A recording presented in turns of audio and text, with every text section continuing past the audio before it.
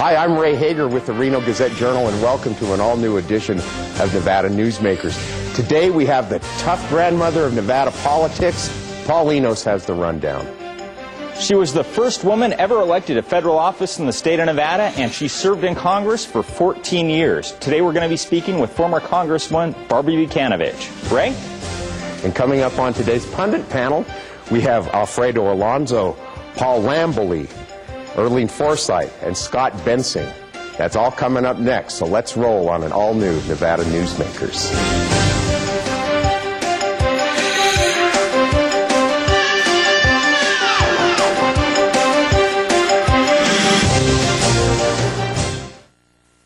Nevada Newsmakers, brought to you in part by the Tahoe Reno Industrial Center, the world's largest industrial park, the resort at Red Hawk, and the Peppermill family of casinos. Welcome to the Tahoe Reno Industrial Center, just 10 minutes east of Sparks. We're proud that Walmart and other Fortune 500 companies have chosen Tahoe Reno Industrial Center to relocate their businesses. We have sites from under 5 acres to well over 500 acres, and with all of the amenities that every successful corporation requires. Welcome to the Tahoe Reno Industrial Center, the largest industrial park in the world, and we're building economic prosperity for Nevadans. Something spectacular has taken wing not far from Reno or Lake Tahoe, and never far from your mind. An escape of fine dining and legendary golf.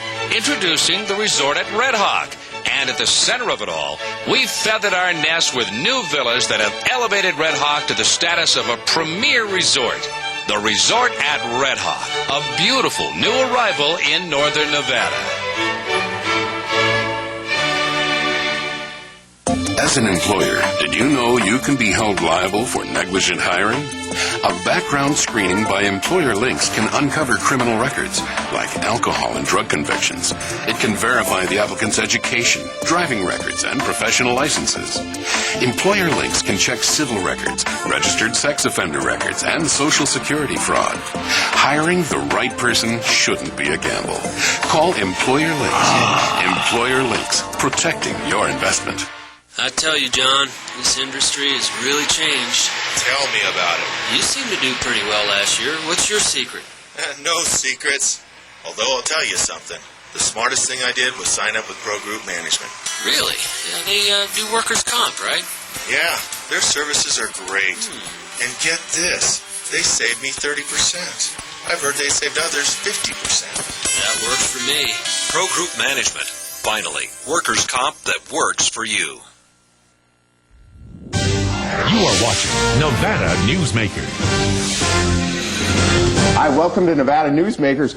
I'm Ray Hagar with the Reno Gazette. We have Paul Linos here as my co-host, and today's guest is former Congressman Barbara Vucanovich. And Barbara, I wanted to ask you that. You always preferred to be known as Congressman Vucanovich and not Congresswoman Vucanovich. Well, I have to tell you, it didn't make all that much difference, but I always thought it was a title. I didn't think it was a person. But and I used that a lot, but some of my children thought that wasn't such a good idea, so I've just let it go. It doesn't matter to me. Okay. Barbara, you were the first person to hold, the first woman to hold federal elected office in the state of Nevada. That's true. And you were also the first person to have the seat of CD2 up here that we're now having a big battle over. That because is we have true. Jim Gibbons running for governor. Yep, Are you going to endorse anybody in that race? I'm going to endorse every Republican there is. I've already contributed to the 3 that I know that are Republicans, and equal amount. They're all good representatives, and I'd be happy no matter who's chosen. So we're not going to break any news by asking what your preference is here. Not at all. Well, Barbara, one of the reasons we have you on today, of course we like you anyway, is that your new book is out. Can we show this? This book, it's written by you and your daughter, Patty Caffaretta. That's correct. Former state treasurer. That's right. And good luck with the book. I know that we have some book signings to announce some later today. Good. On your book, you campaigned as a quote-unquote tough grandmother. And some political people said, yeah, it's kind of a risky thing, and some of your opponents tried to use it against you. I think Former Sparks Mayor Jim Spoo called you a tough old grandmother, and Pete Sparaza, actually, you say in your book, called you an old bag. He did, and it was very funny because all of my women friends who were my age or around that decided to take out a full-page ad, old bags for Barb. Well, at that time, looking at the age of Pete's wife, I think anybody over 25 would have been an old bag. Well, yeah, that's... Okay, now, one of the things that you say is, one of the secrets to getting reelected in District 2 was what you called constituent services. True. When individuals called up and had a problem with Veterans Affairs or immigration or Social Security, you had to act on it, and that was the way you iced their vote for the next time around. Well, you were there for 14 years in Congress. That's true. And if you think about Walter Bering, that was one of the things that he did that was always very important, was constituent service. But to this day, as a matter of fact, I had a phone call yesterday from a woman I've known for 40 years who wanted to know how she should go about doing her Social Security now that she'd lost her husband. And I thought, you know, people still make that connection. And it's very flattering, but, you know, it's very rewarding, too. So it was always a way, I think, when you responded to people very personally. So well, in that same light, I know that both my grandparents were notch babies like you were. And for those people who don't know, a notch baby was somebody who was born between 1918? 17, I 1917 and 1922? 22, around then. Who would get less money in their Social Security. True. And that was one of your pet projects, was trying to get the notch babies on par with everybody else. Well, one of the funny things, most people do not remember, but Claude Pepper, who couldn't have been more Democrat than there was the one who got that into the law. And, you know, people are going, he did that? You know, and he was everybody's supporter. And you couldn't get it out because of that thieving crook, Dan Rostenkowski, correct? I never called him that. Well, I am. Hope Dan's not watching today. Maybe you can't argue with it, though. Now, Barbara, when the second congressional district was first drawn up after the 1980 census, there was a move to make it not a north-south district, but an east-west district. And if that would have happened, what would have happened to the representation for Northern Nevada? Wouldn't it would have been chaos? zilch. There's just no question. It really wouldn't have been fair. And I will say that Bob List is the one who really forced it through the legislature. And it was a tough thing for him, too. But it wouldn't have been fair. All the representatives would have been from Las Vegas, and that isn't fair for Northern Nevada. Okay. Barbara, you were part of the Republican Revolution in 1994, the contract with America. Right. Can you talk to us about the difference before 1994 as a congresswoman in the minority as opposed to being in the majority? Oh, my. Well, one of the the only nice thing about my being elected in 82 was that Ronald Reagan was at least president, so we had a shot at some of the things. But the Democrats had been in the majority in the House of Representatives for 40 years. So they controlled all the committees, they controlled all the parking spots. I mean, you know, but all the staff, and if you wanted to do anything, you couldn't do it unless they agreed for you to do it. You know, and being a minority, a woman, and only 19 of us at the time, when I was elected, women, out of 435, it was kind of intimidating. But, and one of the other funny experiences that I had, because I was elected in 82 and so was John McCain, was that both Republicans both felt we had to be on the Interior Committee, and there was only one spot. And so after much work on John's part, and mine too, they finally added another Democrat to that committee, and we both got on. So that was... Well, you know, I thought you got on by arm wrestling McCain and beating him. Let's stop right there. We'll be right back with more with Congressman Barbara Vucanovich after this. For a video Nevada Newsmakers program, call 775-857-2244. The tapes are $20 each, including shipping. For more than a decade, the Southern Nevada Water Authority has been helping the community embrace conservation as a way of life. That includes replacing more than 50 million square feet of grass with water-smart landscaping. During the worst drought on record, watering restrictions and tough landscaping codes have reduced the community's water use by billions of gallons, even as thousands of new residents were moving into Nevada. That's smart water management, and that's our promise to Nevada. Reno's best dining values are all at one casino, the Pepper Mill. You can enjoy great savings on our popular specials. Pepper Mill's coffee shop offers daily lunch specials, low-carb dining, and all your favorite comfort foods. You'll find sensational lunch specials featuring Reno's freshest seafood, sushi, pasta, and more at Oceano. And early bird specials at Reno's Premier Steakhouse and Romanza Ristorante Italiano. The best values are at the Pepper Mill. Where are you dining? Island Inkjet is now open on South Meadows Parkway. Island Inkjet will refill your inkjet cartridges in just 1 hour. We have the ink to precisely match over 240 cartridges, saving you up to 60% on the cost of buying a new cartridge. Our work is 100% guaranteed, and contrary to what you may have heard, refills do not void any printer warranties. You don't throw out your car when it runs out of gas. Don't throw out your cartridges. Refill them at Island Inkjet on South Meadows Parkway by Smith's.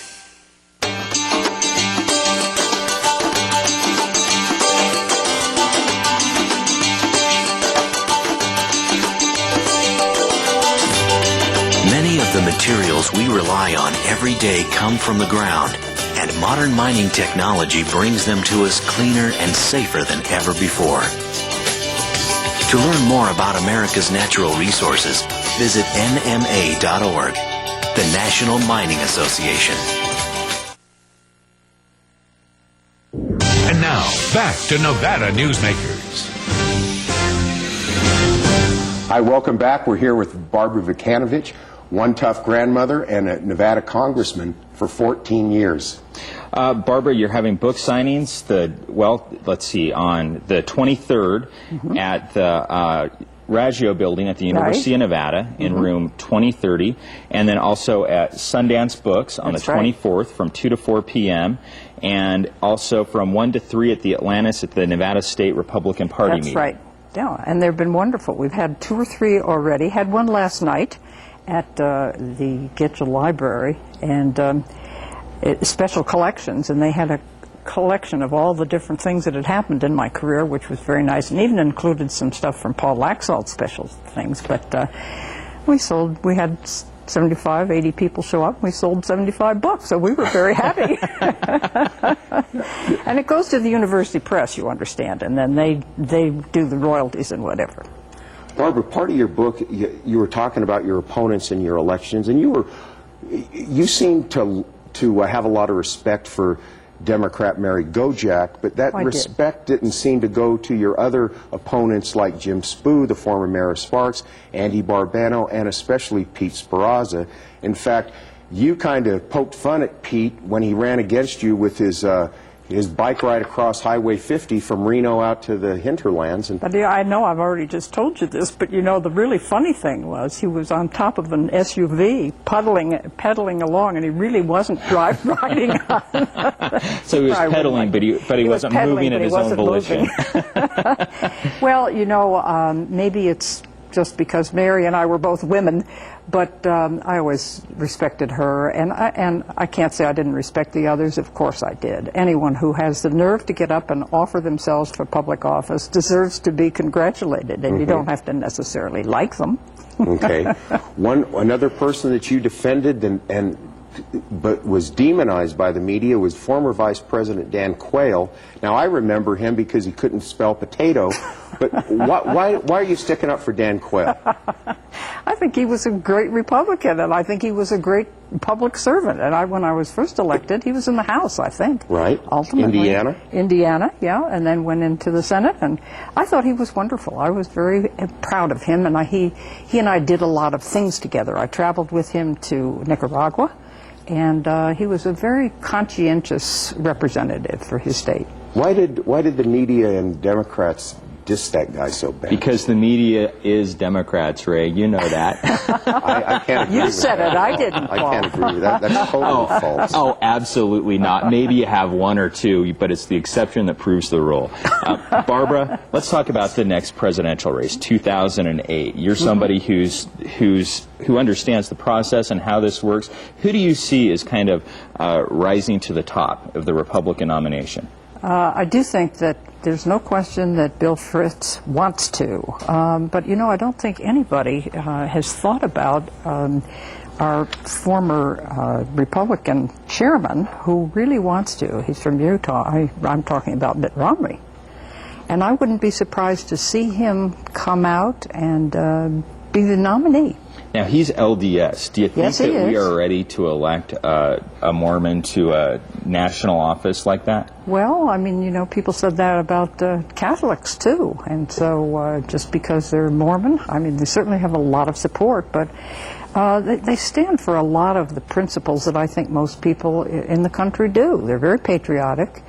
Very family-oriented, and I think that Mitt Romney is going to give anybody who runs a real tough race. Barbara, in your book you describe different politicians and statesmen, and you talk about Senate Minority Leader Harry Reid, our own son from Nevada. And let me read you what you said. Yeah, because I've forgotten. Okay, he said, you quote, "He figured out early how to get appointed to serve on committees that made a difference in advancing up the Democratic hierarchy.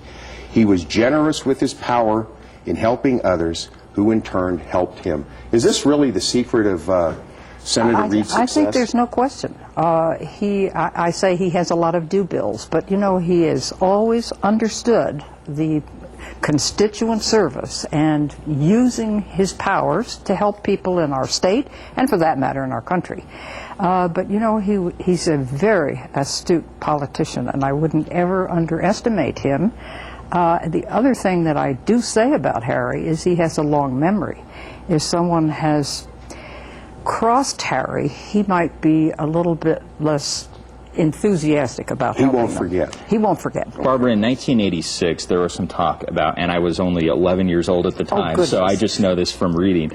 There was some talk about you running for that Senate seat when Paul Laxalt retired. However, you were kind of passed over, so Jim Santini could go in there and eventually lose to the Senator Reid. Well, that's one version, but you know, I looked at all the polling. I mean, people do look at polling, and I looked at all of that, and unless you had complete support from the Republican hierarchy, it's foolish to do that. And I was in a position that I would be reelected as long as I wanted to stay there. But, you know, Paul had worked a long time with Jim Santini and knew him very well. He worked with him in the House. So he was supportive, and I've never regretted that I didn't run for the Senate. Even though some of us may have. But. Well, you had a wonderful 14-year career in the House. Barbara, thanks for coming in today. And again, Thank you very here much. is Barbara's book. I read it last night. It is very well written, very short and simplistic sentences, easy to absorb for the reader. Quick read. Thank you, Barbara. Thank you so much, both of you. Very much. Enjoyed it. Thank you. This is Nevada Newsmakers. Corporations moving to the Tahoe Reno Industrial Center require reliable power, fiber optic communication, and clean water sources. And yet, there's another amenity we're very proud of here at TRI, rail service. So far, we've built over 2 miles of railroad track, and another 3.6 is under construction. When companies need to transport freight, we're going to help them move it quickly and efficiently. Welcome to the Tahoe Reno Industrial Center, the largest industrial park in the world, building economic prosperity for Nevadans. The Nevada Beer Wholesalers encourages the responsible consumption of beer. The Nevada Beer Wholesalers Association are sponsors and participants in many community-based efforts such as school education programs, safe ride home, recycling programs, alcohol-free after-prom and graduation parties, safe boating campaigns, and designated driver programs. They are family-owned businesses employing 2,000 Nevadans. They also collect and pay the state excise tax. The Nevada Beer Wholesalers Association, delivering more than just beer. My family started this business 27 years ago. We work hard to serve our customers and our community. but it's getting harder and harder to keep the doors open. For example, our workers' comp is going through the roof. Isn't anyone on my side anymore? The Retail Association of Nevada is. If you're a small business owner, we can cut your workers' comp by up to 50%, lobby for your interests, and keep you informed. Put us to work today. Something spectacular has taken wing not far from Reno or Lake Tahoe, and never far from your mind. An escape of fine dining and legendary golf. Introducing the resort at Red Hawk. And at the center of it all, we've feathered our nest with new villas that have elevated Red Hawk to the status of a premier resort. The Resort at Red Hawk, a beautiful new arrival in northern Nevada.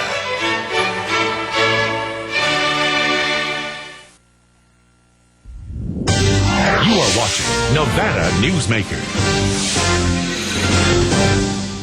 Hey, welcome back to the pundit panel. We got quite a group today.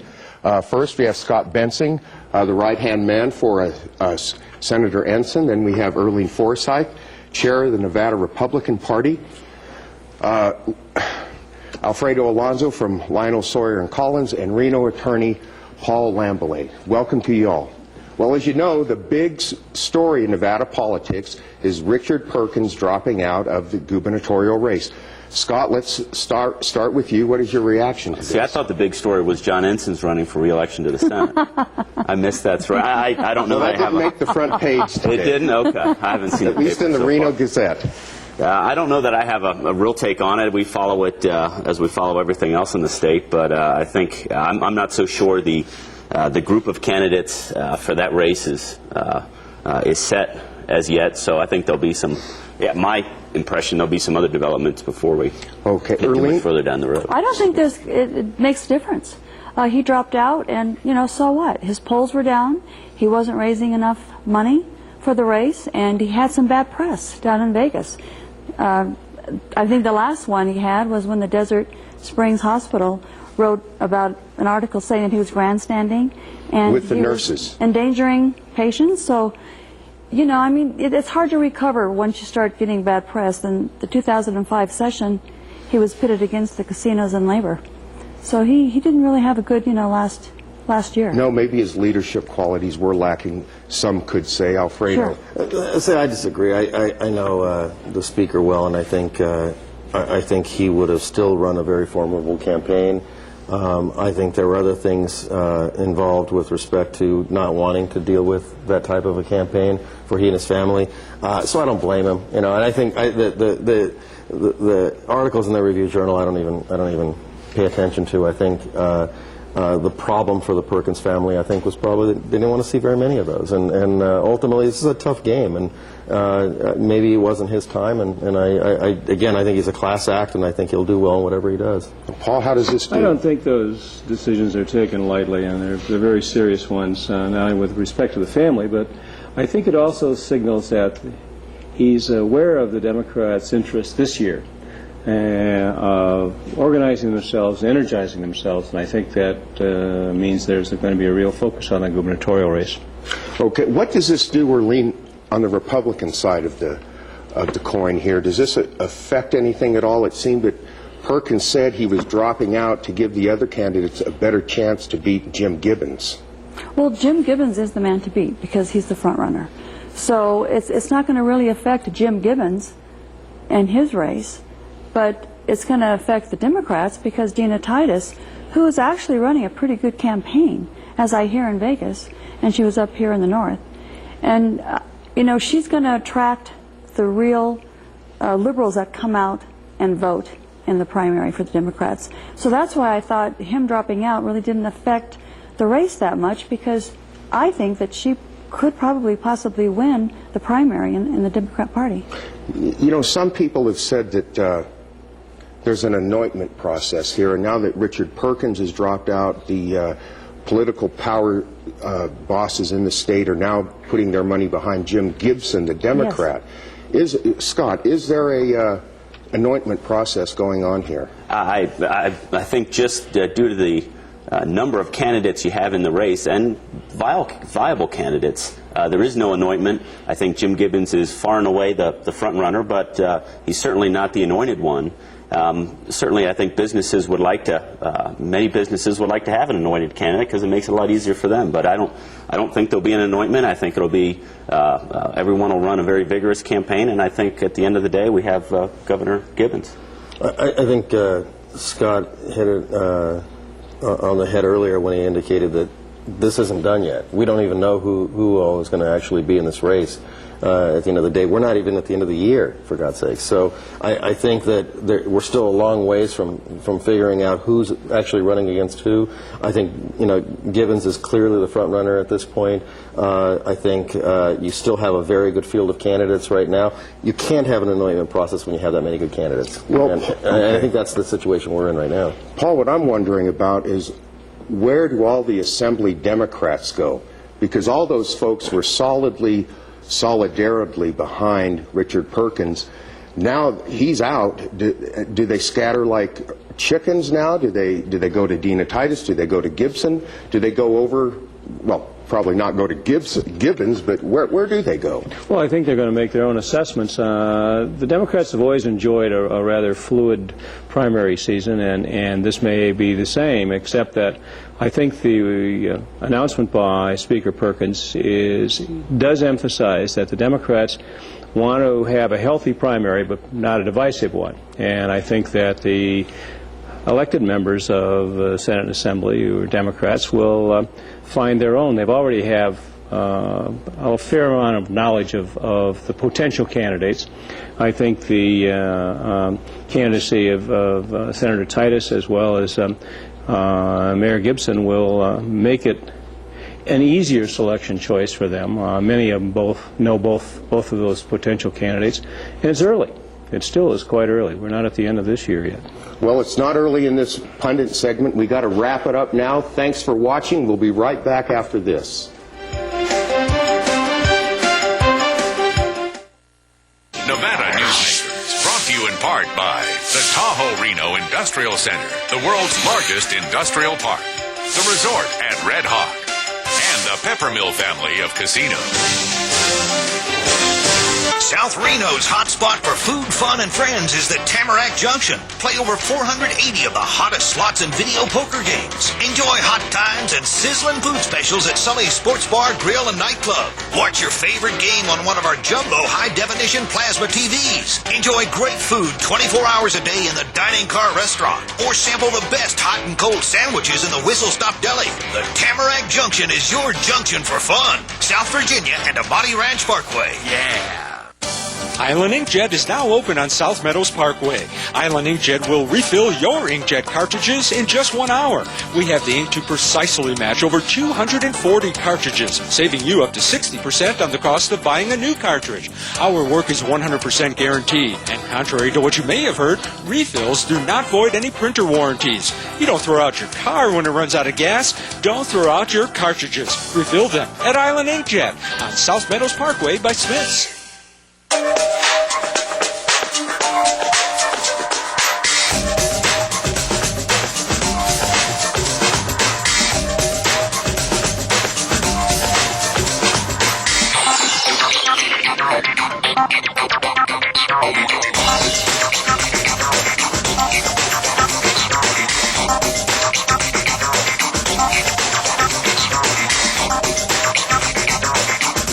Happy Hour at the Peppermill.